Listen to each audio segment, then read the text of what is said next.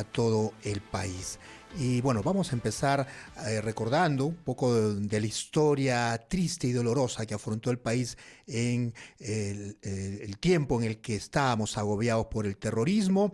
El 14 de agosto de 1985 ocurrió la matanza en la comarca, en Ayacucho, y recién, más de 30 años después, finalmente ayer se han entregado 42 restos identificados a sus familiares. ¿Ah? Una importante labor que se ha cumplido también desde el Estado para dar algo de tranquilidad tanto tiempo después a sus familiares. Y una de las impulsoras de este proceso, de poder identificar a las víctimas y darles a sus familiares esa tranquilidad de poder saber qué ocurrió y poder darles también ahí sepultura, fue Marisol Pérez Tello, excongresista y exministra de Justicia, con quien conversamos en los siguientes minutos. Gracias por atendernos esta mañana, excongresista. Buenos días. ¿Cómo está, Jorge? Buenos días. Me gustaría empezar preguntándole cuál es el significado. Muchas personas dirán, uy, para qué remueven esa etapa dolorosa? Bueno, la historia hay que conocerla en principio, y son capítulos que aún no eran cerrados, digamos, para estas familias. ¿Cuál es su reflexión? ¿Qué deberíamos entender de lo hecho ayer en la comarca, en Ayacucho, exministra? Bueno, muchas gracias por la pregunta y por la oportunidad de poder compartir esta experiencia y este dolor.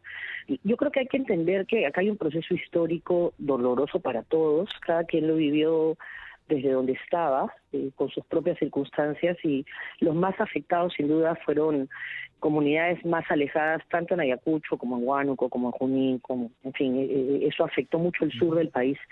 Y si no entendemos ese proceso y el dolor que entraña en términos de estigmatización, en términos de desplazamientos, la gente salió corriendo de las zonas donde fueron afectados por tratar de salvar su vida. No podemos construir el país que todos soñamos, ¿no? Que es un país que se quiera, un país unido, un país que tenga un sueño común. Ajomarca es una de las primeras heridas que no se ha cerrado. Digamos, ayer había una entrega física y una formal de restos. Lamentablemente todavía hay 20 casos pendientes de personas que están buscando a sus hermanos, a sus hijos. Hay 28 niños entre todas las personas que se restituyeron ayer, 28 niños que tienen desde 3 meses hasta 11, 12, 13 años y que estuvieron en Ajomarca el día que Betel Mortado, guiado, que ya está, digamos, cumpliendo su condena, pero también Mori y otras personas asumieron una decisión que tienen por lo que tienen que responder hoy ante la justicia, pero esa decisión fue matar a una comunidad. Esta comunidad huyó a un lugar que se llama Yoguiapampa, y en Yoguiapampa es que se produjo esta masacre después de, por supuesto, violar a las mujeres, maltratarlas, incluso se quemó la casita a donde ellos buscaron esconderse. Y ayer, después de muchos años de buscar justicia, finalmente se restituyeron los restos, ¿no? Yo trabajo con Ajomarca, con Cayara, con Putis, con Uchurajay, con Soras hace muchos años, y en este proceso hay instituciones del Estado que, desconocidas seguramente por muchos, han hecho que esto sea posible. Por ejemplo, el equipo de medicina forense, que ha sido clave para que se pueda empezar a judicializar Cabitos primero, Ajomarca después. Esto tiene un significado importante no solo para las víctimas, que ayer hemos estado con ellos en Ajomarca acompañándolos, invitada además por la comunidad, que para mí, por supuesto, dejando de ser autoridad, es un honor, es un privilegio, acompañándolas en este proceso de velorio primero, que empezó el día miércoles, después de que los cuerpos llegaron a Ajomarca, y terminó ayer con el entierro, ¿no? Es difícil para alguien que no se pone en esos zapatos entender una búsqueda por 37 años, ¿no? Porque en el fondo, las 20 personas que no han recibido los restos, perdón que te decía esta idea, no han cerrado. Entonces, siempre queda la esperanza, la ilusión de que pudo escapar por los cerros hacia algún lugar y que puede aparecer. Entonces,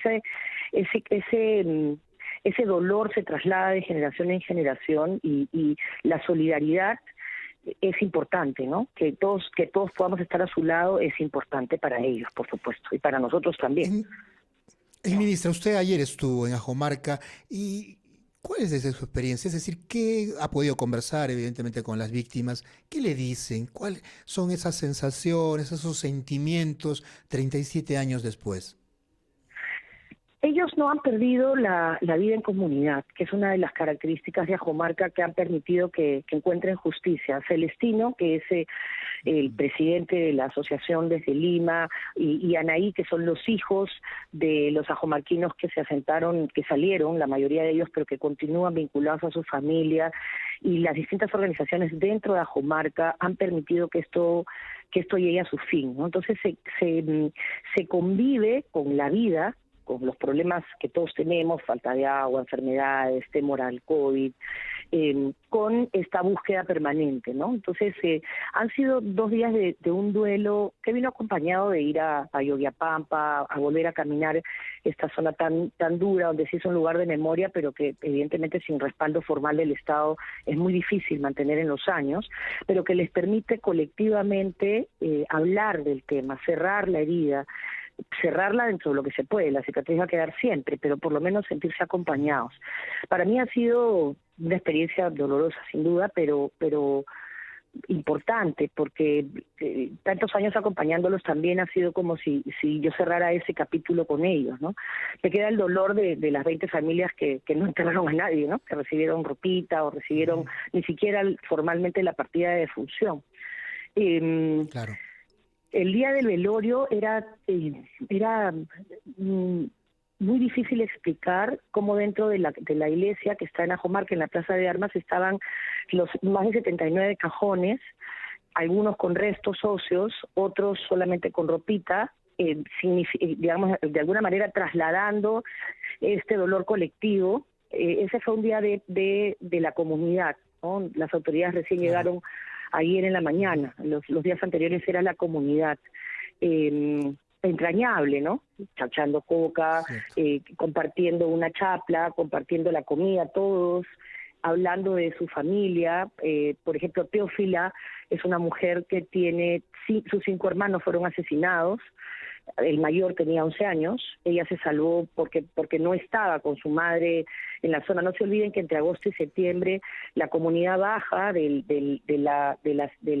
pueblo a sus chacras para la etapa de la cosecha.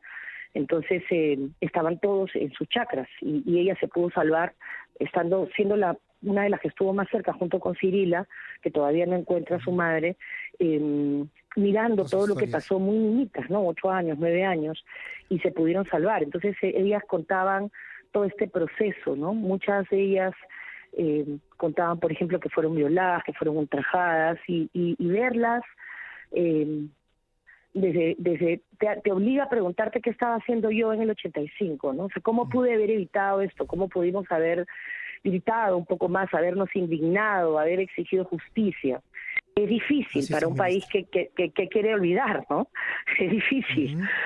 Pero que creo que si recordamos vamos a evitar que situaciones como esta se repitan. Eso es lo más importante, ¿no? Que todos ellos reclaman que esto no debe repetirse, ¿no? Estamos conversando con la exministra Marisol Pérez Tello. Permítanos también conversar con Jenny Dador, secretaria ejecutiva de la Coordinadora Nacional de Derechos Humanos. Gracias por atendernos esta mañana, señora Dador, y también iniciar preguntándole, luego del saludo, por supuesto, algo similar a lo que le decíamos a la exministra, ¿no? ¿Cuál es el significado de esto? ¿Qué lecciones nos dejan luego de 37 años poder entregar los restos a los familiares de las víctimas, señora Dador? Buenos días. Buenos días y buenos días también con Marisol, con quien hemos compartido estos días. Mire, el significado es parte de dar cumplimiento a un proceso de justicia que está, digamos, iniciando pero que no termina. Y digo iniciando porque ya tenemos una sentencia en el caso de Ajomarca.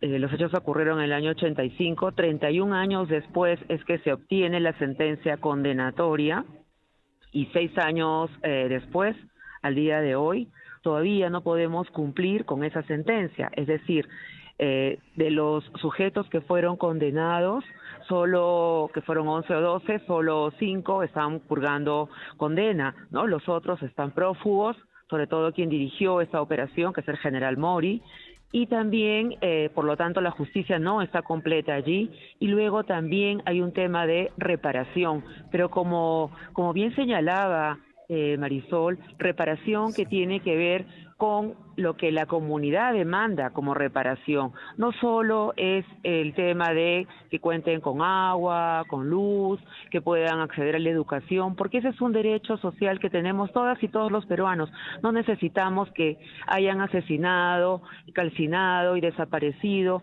a 70 miembros de nuestra familia para que tengamos derecho a ir a una escuela. Ese es un derecho que tenemos todos. Entonces la reparación también está pendiente en este caso. Y lo que me parece muy importante, que también señalaba la exministra, es cómo esa comunidad también tiene la capacidad para organizar la memoria, pero yo creo que esa memoria no solo debe estar en Ajomarca, esto es memoria para todo y el Perú, y el que no se repita nunca más es muy importante, por eso tenemos que conocerlo todas y todos los peruanos, tenemos que saber qué pasó allí, cómo pasó, por qué pasó, para que nunca vuelva a ocurrir. Y también reconocer que las personas que viven en Ajomarca son iguales a nosotros, tienen los mismos derechos, no porque estén en una comunidad a la que se llega por trocha, donde no tienen recursos económicos o con otra cultura, sean menos peruanos que nosotras. Ahora, señora Jenny Dador, y precisamente eso, la presencia del Estado, 37 años después, ¿la situación de los comuneros sigue siendo la misma en relación a las oportunidades? Bueno, mire, hay pequeñas mejoras que se dan en algunas de las comunidades también, pequeñas, ¿no? Pero igual ellos tienen un conjunto de demandas que tienen que ver con atención en salud, con una escuela, ¿no? No con una escuela básica, sino de educación primaria, sino que puedan continuar estudiando, ¿no? Y algo adicional, porque ellos sienten que la mayoría del desarrollo se ha concentrado en Vilcas, Huamán, que está distante 1 hora y media de allí, y que además es la capital de la provincia, es la que tiene un desarrollo turístico, porque están las ruinas allí, hay un conjunto de cosas, ¿no? Pero ese desarrollo no se hace extensivo tan solo 1 hora y media a donde ellos están. Por supuesto, en Vilcas tampoco hay, no es que haya una universidad ni nada, ¿no?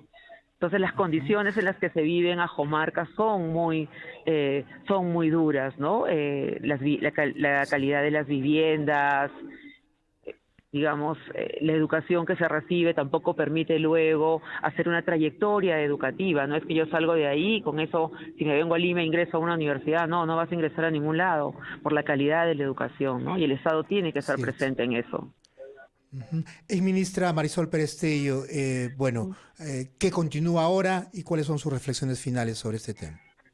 Primero saludar a Jenny, ¿no? Que Jenny representa a través de la coordinadora a muchísima gente, muchas personas y muchas instituciones que han acompañado este proceso, Comiseda, PRODE, IDL, Juan José, Carlos Rivera, Gloria Cano, gente que está años continuando el proceso y a veces algunos de ellos, Yuber Hostos, por ejemplo, que está en la FACEP y ahora está en la Fiscalía, muchas personas que en la Cruz Roja, que nos encontramos en distintos espacios y se avanza, pero muy poco, ¿no? La ley de búsqueda de desaparecidos salió en el 2016.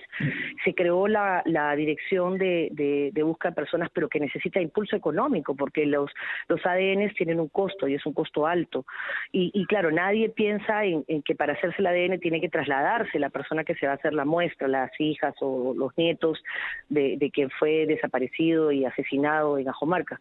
Entonces hay demandas que necesitan más que palabras del Estado, acciones concretas. Y ahí han hecho referencia a la reparación, ¿no? No puedes reparar diciendo que ya todos tenemos CIS, pues eso no es reparación en salud. Recién el área de salud comunitaria ha empezado en la última década. Entonces, con eso te explicas un montón de fenómenos sociales, como la violencia intrafamiliar, que no se explican sino es a través de un dolor que también es un dolor común. Y todo eso demandaría de los peruanos y de las peruanas un compromiso concreto en términos de exigir no solamente justicia y verdad, porque después está todo el tema de la estigmatización, que es lo más vergonzoso en un país que no acepta su historia, y como no la acepta, la va a repetir. Nosotros somos un país que mira la OCDE por un lado, cosa que por supuesto me hace estar muy orgullosa, pero que por otro lado no tiene agua, y tiene niños con anemia, y niños con desnutrición, que no van a competir en igualdad de condiciones con otros niños, no solo por la calidad educativa, sino porque no han hecho el proceso inicial de 0 a 3 años de tener las conexiones neuronales necesarias necesarias para poder evidenciar todo su potencial. Agustín, que es un niño hijo de ajomarquinos que recitó el poema Masa en la noche anterior, es una muestra de lo que un niño puede hacer si tú le permites y le das solo las mismas oportunidades. Es lo único que se pide, no se pide más. Igualdad de oportunidades, mismos derechos, mismas oportunidades. A partir de esas oportunidades cada quien podrá desarrollar su potencial más o menos. Pero cuando ya empiezas con desventaja, eso es irreal, ¿no? Entonces es importante que podamos en medio de esto, primero, no olvidar a las víctimas, no olvidar a su familia, no olvidar al colectivo social, que en este caso es Ajomarca, pero sobre todo no olvidar el rol que nosotros tenemos que jugar para que no se repita y para que se encuentre justicia de verdad, y justicia sin reparación no es justicia. Gracias, es congresista y es ministra de Justicia. Y bueno, también la reflexión final sobre este tema, las lecciones aprendidas, digamos, también desde su experiencia, señora Jenny Dador. Bueno, primero que es fundamental acompañar a las familias y a las comunidades, por más que la justicia tarde, aunque hayan pasado los años que hayan pasado, 37 años, hemos estado con ellos, hemos caminado juntos y como señalaba también Marisol, distintas de las abogadas y abogados de las instituciones han pasado, siendo permanente Gloria Cano y Carlos Rivera, estos dos abogados, ¿no? Y también lo otro que quisiéramos destacar es que todavía tenemos nosotros distintos lugares de entierros donde tenemos que hacer este trabajo, ¿no? Todavía quedan muchas familias y comunidades en el país esperando saber qué pasó con sus familiares y dónde están. Estamos hablando de un país donde tenemos 21,000 desaparecidos, ¿no? Y a esto hay que sumarles también muchos de los que desaparecieron en el contexto COVID, ¿no? Donde la gente vio entrar a su familiar y luego no supo más de él. Entonces, yo creo que es importante también revertir esa cultura, asignar los presupuestos necesarios para llevar adelante esta operación de excavaciones, de búsquedas, de ADN, y una de estas que se va a iniciar, lo cual hay que saludar, por supuesto, que se va a retomar, es la del caso Cantuta. No hay que olvidar que en el caso Cantuta hay 5 familias que siguen esperando saber dónde están enterrados los cuerpos de sus familiares, ¿no? ¿Qué pasó con ellos? Y esto se va a reiniciar ahora, en el mes de junio, ¿no? Entonces es importante que entre todas y todos construyamos memoria y que aprendamos de nuestra historia. Muchas gracias. Con esa reflexión nos quedamos. Muy agradecido a Marisol Pérez Tello, es congresista y es ministra de Justicia, y a Jenny Dador, secretaria ejecutiva de la Coordinadora Nacional de Derechos Humanos. Escuchamos a los anunciantes y volvemos con más en Ampliación de Noticias.